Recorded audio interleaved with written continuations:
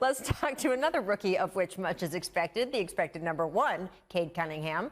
Look, he has been highlighted as the number one pick for months and is finally here. Earlier today, he spoke with our Malika Andrews. So it is the day before the NBA draft, and I'm here with Cade Cunningham. And Cade, you only worked out with one NBA team, the Detroit Pistons. What were your impressions of Detroit? I mean, I love Detroit. I think, the facilities were big time. The people throughout the organization were really good people. And I think they got a lot of things going for them in the future. So definitely a good organization. If they take me, I'd definitely be happy to be in there. Did you get a chance to explore the city at all? What did you think of it? Yeah, I got to look around a little bit. they took me to a Tigers game, which was cool. So, yeah, I mean, Detroit was a great city. The people there were showing me love. So my trip in general was just a good trip. I saw you talk a little bit about the fact that you're not from around there, but you travel there, and all of a sudden, all of the fans at the baseball stadium are chanting your name. What did that mean to you? It meant a lot. I mean, it's a baseball game. I have, I don't think I had any baseball fans in there, but, to have a different venue show me love like that, I mean, it was special for sure. So it is the night before the draft. What are the big plans today that you just need to check off your list before your big moment? Spend some more time with the fam. Try to, go do something fun tonight. Have a good night before, and then, yeah, I mean, I'm ready. I've been ready since last week, so I'm ready to get to draft night and see what team wants to take me. Are you someone who sleeps before big events? Like, can you knock out, or is this something you're going to be up a little bit more embracing? I think I can sleep before like big games and stuff like that, but something like this, like, where I'm just having to sit in there and kind of hear my future. I mean, I don't know how I'm gonna sleep tonight, but we'll see. I'm gonna try to get some rest in. I'm gonna try. Who are you most looking forward to sharing tomorrow night with? My daughter, for sure.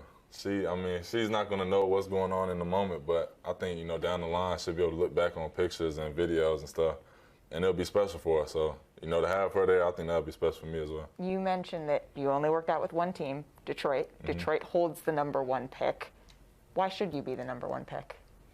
I think, just over the years, I feel like I've shown, through my play and who I am off the court that, I can come in and elevate, the people around me and organizations, things like that. So, like I said, I feel like my game has shown enough, and, I feel like I can come in and be immediate impact, and I think that's what you want from the number one pick. So fill in the blank for me. It is my welcome to the NBA moment. Pinch me. I know I am in the NBA when I am on the court playing against blank. I'd say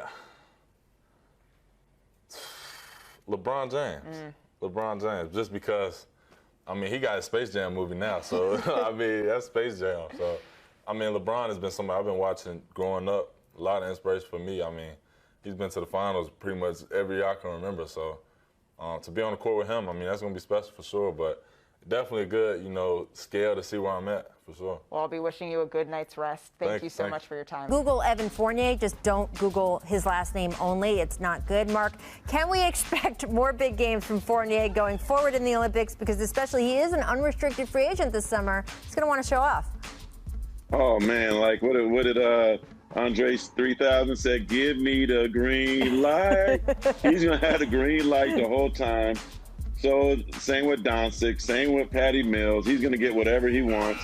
And the team looking for a shooter, yeah, they might get reminded how special a shooter he is. So, yeah, I don't think that will change in the Olympics, and I'm sorry for singing. You can sing anytime, Mark Spears. What about you, Mike? Yeah, he's going to keep getting buckets. He's a FIBA vet. He's played over 100 games with the French national team, both at the senior and the junior level, U16s, U18s, U20s, kind of like we've seen from Bogdan Bogdanovic. They raise their level. Guys who look like solid starters in the NBA, they raise their level when they're with their national team, and that's what I think we'll keep seeing from Fournier. Good look as we go into free agency. All right, I do want to get back to the draft, though, because it is first, despite my constant efforts to try to get them to switch it. Hasn't happened yet. Cade Cunningham, the heavy favorite to be the number one overall pick. That pick, of course, currently belongs to the Detroit Pistons. Now, in Cade's media availability on Friday, he spoke about how much he loves Detroit. In fact, he said he is not going to meet with any other teams ahead of the draft. Quote, I wanted to meet with the team with the number one pick, and I feel like I'm the number one pick. So I met with Detroit, they're the ones that had the pick. And this just in from Woj. The Pistons say they aren't, quote, fully there yet on Cunningham, according to Woj's sources. But Woj did add yesterday on the Woj and Low pod that he does think that the Pistons will get there eventually.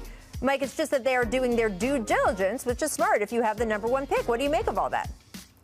Listen, I love Jalen Green. I love Evan Mobley. I've said that this draft has 3 #1 picks all year, okay? But Cade Cunningham, I would have done the same thing. I mean, he's the clear-cut #1 pick in this draft, the best prospect, in my opinion. When you go back to high school at Montverde, he was the best player on one of the best high school teams we've ever seen. U19 national team, wins a gold medal, averages almost a triple-double per 40 minutes, alongside Jalen Green, alongside Evan Mobley, alongside Tyrese Halliburton, was one of the best players on the floor. Then he drags Oklahoma State, a very mediocre Oklahoma State team, to the NCAA tournament. He beats Baylor. He puts 40 on Oklahoma. So I think he has a Luka Doncic type of upside as a 6'8" playmaker who can make step backs, who can play pick and roll. You can use him off the ball. To me, there's no downside to Cade Cunningham, and I think he's the clear-cut #1 prospect. Mark, before I just adding to what Mike just said, he just mentioned, of course, those Oklahoma ties. If you're the Thunder and you have all the resources, do you try to make Detroit a Godfather offer? I've always dreamed of being one of the top players, and this is what comes with it. Here's Cunningham.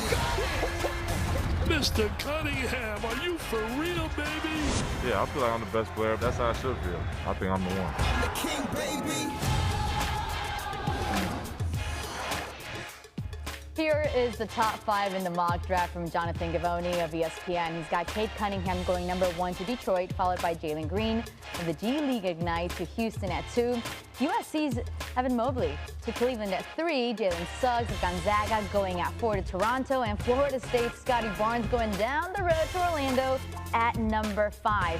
Whatever the Pistons do with the first pick will dictate what happens next in Thursday's NBA draft. It's Detroit's 4th time to pick in the top 3 since 1981. Now, they drafted a Hall of Famer back in '81 when they took Isaiah Thomas at #2.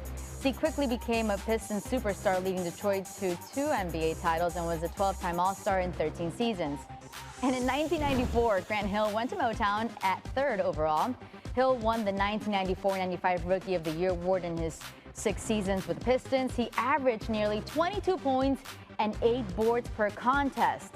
Then, in 2003, the Pistons misfired, taking Darko Milicic at #2 in a draft with the likes of Carmelo Anthony, Chris Bosh, Dwayne Wade still on the board. Darko lasted just 96 games in Detroit, averaging only 1.6 points per game. And getting us set for all that, it's about to go down. We say good morning to our draft analyst, Mike Schmitz.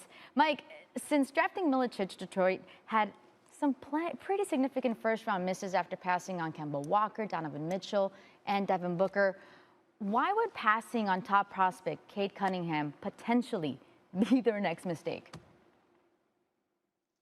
Well, Tony, other than Luka Doncic, Cade Cunningham is the most polished prospect that I've ever evaluated. I think you could make the argument that he's in the top 3 in terms of #1 picks in the last decade, okay? He has almost 0 holes in his game. You need him to catch and shoot, he can do that. You need him to play out of the mid-post, he can do that. He can play pick and roll. He can operate like a point guard at 6'8", like we've seen from a Luka Doncic. And by the way, he loves the bright lights. He has that clutch gene. He has tools defensively. So I think he's a long-time All-Star. I will say, Evan Mobley, Jalen Green, neither of those guys, Darko Milicic, but I'm incredibly high on Cade Cunningham. Can't pass on this kid. Yeah, whether it's Cunningham or someone else, the Pistons haven't exactly missed on the last 2 top picks, which have combined for 9 All-Stars appearances with Detroit. Now, Mike, the Grizzlies and Pelicans are finalizing a trade that would send the #10 pick to Memphis and #17 to New Orleans. Starting with Memphis, who should they be looking at to help Ja Morant? Josh Giddey is my favorite at #10. He's a 6'8" point guard who put up huge numbers in the Australian NBL. I think you could argue that he's the smartest player in the draft. Averaged almost a triple-double per 40 minutes. And when you have a dynamic ball handler like Ja Morant, an athletic presence like that, I think having another playmaker would really even enhance his game and take some of the shot creation load off of him. And then Cam Thomas to New Orleans.